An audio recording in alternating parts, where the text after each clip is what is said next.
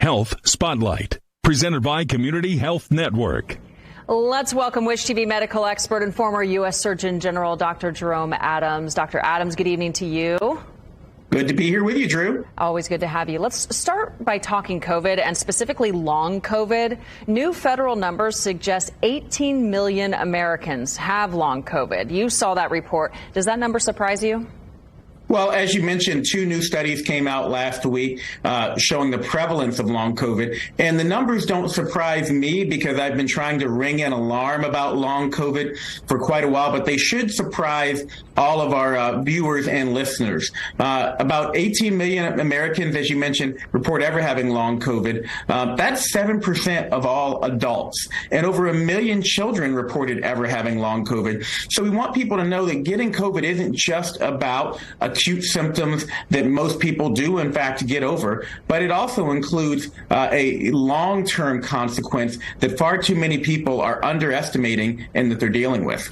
Many people in my circle talk about it as their greatest fear and hesitancy of getting COVID is the fact that that could happen to them. So for those dealing with long COVID, is there any new hope, even a glimmer that the symptoms will eventually go away?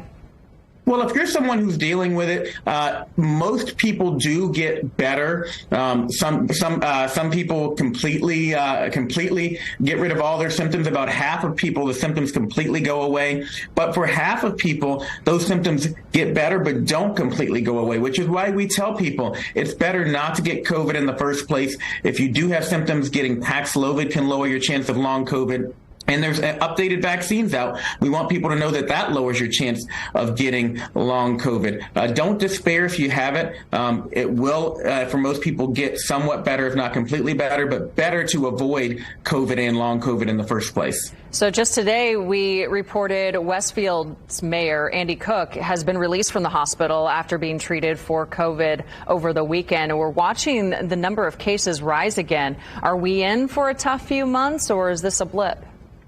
Well, I think we're going to see this is going to be our pattern for the foreseeable future. We've kind of settled into COVID cases go down, and then when people go back inside, if that colder weather comes back, and we heard that we're enjoying this last gasp of summer, but it is going to come back, people are going to go back inside, and you're going to see cases start to trickle back up again, which is all the more reason why it's important to get that updated vaccine, to be smart, to understand what's going on around you, and to take precautions to try to avoid COVID, just as we do with the flu. No one wants the flu. No one wants a cold. No one wants to be told that they can't participate in the things that they love. And what we're going to be dealing with this for a while, so we need to be smart about it. Well, let's stay with the vaccine talk for a moment, because we're getting questions again. Should you get your COVID vaccine, flu, and RSV all at the same time?